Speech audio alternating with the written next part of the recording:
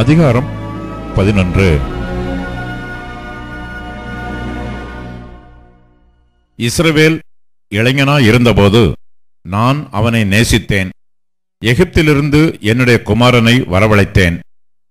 அவர்கள் தங்களை அழைக்கிறவர்களின் முகத்துக்கு விலகிப் போய்விட்டார்கள். பாகால்களுக்கு பலியிட்டு விக்கிரகங்களுக்கு தூபம் காட்டினார்கள். நான் எப்ராயீமை கைப்பிடித்து நடக்க பழக்கினேன். ஆனாலும் நான் தங்களை குணமாக்குகிறவர் என்று அறியாமற் போனார்கள். மனுஷரை கட்டி இழுக்கிற அன்பின் கயிறுகளால் நான் அவர்களை இழுத்தேன். அவர்கள் கழுத்துகளின் மேல் இருந்த நுகத்தடியை எடுத்து போடுகிறவரைப் போல் இருந்து அவர்கள் பட்சம் சாய்ந்து அவர்களுக்கு ஆகாரம் கொடுத்தேன். மனம் திரும்ப மாட்டோம் என்கிறதினால் அவர்கள் எகிப்து தேசத்திற்கு திரும்பி போவதில்லை.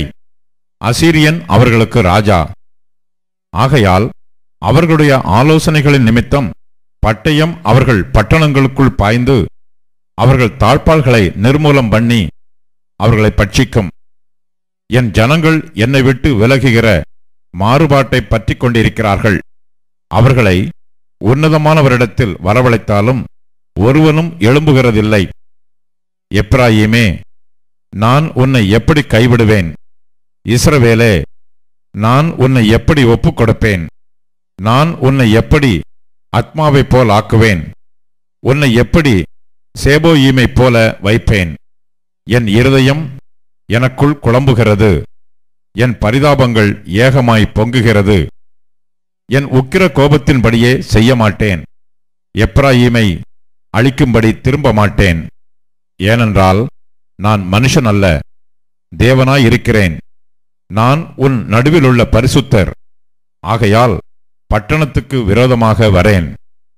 அவர்கள் கர்த்தரை பின்பற்றுவார்கள். அவர் சிங்கத்தைப் போல் கெர்ச்சிப்பார்.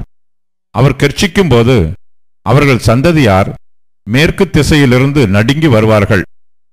எகிப்திலிருந்து குருவிகளைப் போலவும் அசீரியா தேசத்திலிருந்து புறாக்களைப் போலவும் பயந்து வருவார்கள்.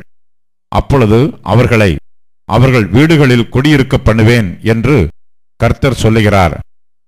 எப்ராயீமர் பொய்களினாலும் இஸ்ரவேல் வம்சத்தார் வஞ்சகத்தினாலும் என்னை சூழ்ந்து கொண்டிருக்கிறார்கள்.